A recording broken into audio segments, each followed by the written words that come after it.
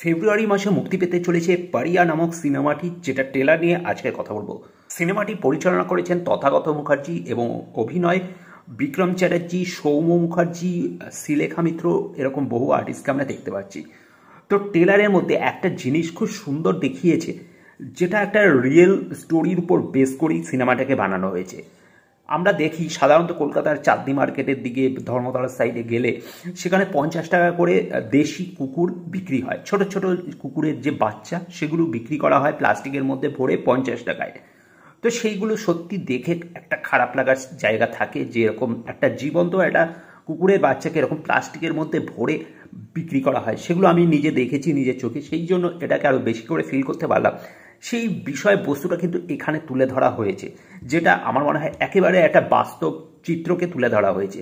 এই সমস্ত পারিয়া বা দেশীয় কুকুরগুলা বিক্রি হয়ে যাচ্ছে বাইরে, এবং এদেরকে যেহেতু কিনতে কোনো পয়সা লাগে না, রাস্তাঘাটে ফুটপাথ থেকে যেখান থেকে খুশি তুলে নিয়ে তাদেরকে এরকম পাচার করে দেওয়া হয়। তো সেটা নিয়েই মূলত এই ছবিটা হতে চলেছে, এবং যেখানে তাদের পরিত্রাতা বা রক্ষাকর্তা হিসেবে উদয় হয় বিক্রম চ্যাটার্জি, এবং সে এর এগেনস্টে লড়াই করে।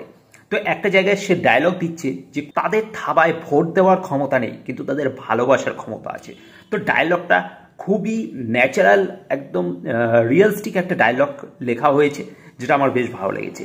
পাশাপাশি এই ট্রেলারটার মধ্যে বেশ কিছু শট ছিল, সে শটগুলো সত্যি দুর্ধর্ষ এবং দেখার মতো। বিশেষ করে সেই কুকুরদের যে সিনগুলোকে যেভাবে দেখানো হয়েছে, তো সেই সিনগুলো সত্যি দেখলে গায়ে কাটা দেয়। এবং সব শেষে, অর্থাৎ ট্রেলারটার শেষে গিয়ে বিক্রম চ্যাটার্জির সেই চিৎকারটা, যেটা নাকি ওই কাটার যে যন্ত্রটা সেইটা নিয়ে যখন সে চিৎকারটা দেবে, সেটা সত্যি বহুদিন মনে থেকে যাবে এটা।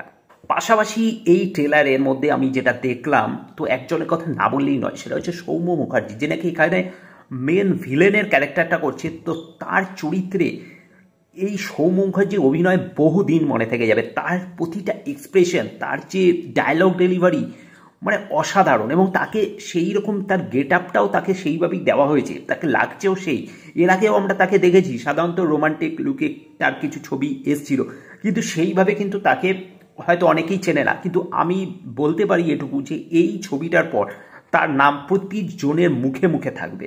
তো এতটাই অসাধারণ তার অভিনয় ভিলেনের ক্যারেক্টারের, সে সত্যি মানে সত্যিকারের ভিলেন হয়ে উঠেছে। কিন্তু একটা বিষয় যেটা হচ্ছে, কিছুদিন আগে আমরা একটা সাউথের সিনেমা এসেছিল যেটা 777 চার্লি, তো তার ছায়া অনেকাংশে এখানে দেখতে পারছি। বিশেষ করে কিছু কিছু জায়গায় মনে হচ্ছে যে ওই ছবিটা থেকে এটা বহু অংশে ইন্সপায়ার্ড। কিন্তু হ্যাঁ, এখানে একটা টোটালি আলাদা স্টোরি বলা হবে, কিন্তু কিছু কিছু ছায়ায় হয়তো অনেকে মিল খুঁজতে পারে ওই ছবিটার সাথে। তো তাদের বলে রাখি যে ওই ছবিটাতে, অর্থাৎ 777 চার্লিতে আমরা দেখেছিলাম কুকুর এবং তার মালিকের মধ্যে যে কেমিস্ট্রিটা, সেইটাকেই কিন্তু বেশি করে ফোকাস করা হয়েছিল। এবং তার মধ্যে একটা ছোট্ট পার্ট ছিল যেখানে ওই কুকুরদের দিয়ে ব্রিডিং করানো, এবং সেই কারণে কুকুররা যেভাবে অসুস্থ হয়ে পড়ছে, সেই বিষয়টাকে খুব সংক্ষেপে দেখিয়েছিল। এবং তারপর গিয়ে সেই বদলাটা যখন নিল, তাকে মেরে সেখান থেকে কুকুরগুলোকে ছাড়িয়ে আনলো, ওটা জাস্ট ওই ছবির একটা সাম পার্ট ছিল।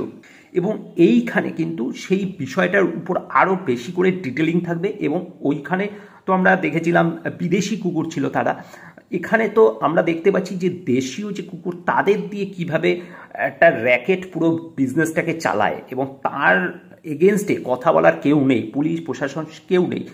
তো যে কারণে এই বিক্রম সে পুরো লড়াইটা করছে। তো এটা ওটার থেকে টোটালি ডিফারেন্ট। কিছু কিছু জায়গা সামান্য ছায়া মিলতে পারে, যে কারণে আমার মনে হয় একটা নতুনত্ব সাবজেক্টকে পরিচালক তুলে ধরেছে, যেটা অবশ্যই আমার মনে হয় মানুষের কাছে গ্রহণযোগ্য হবে।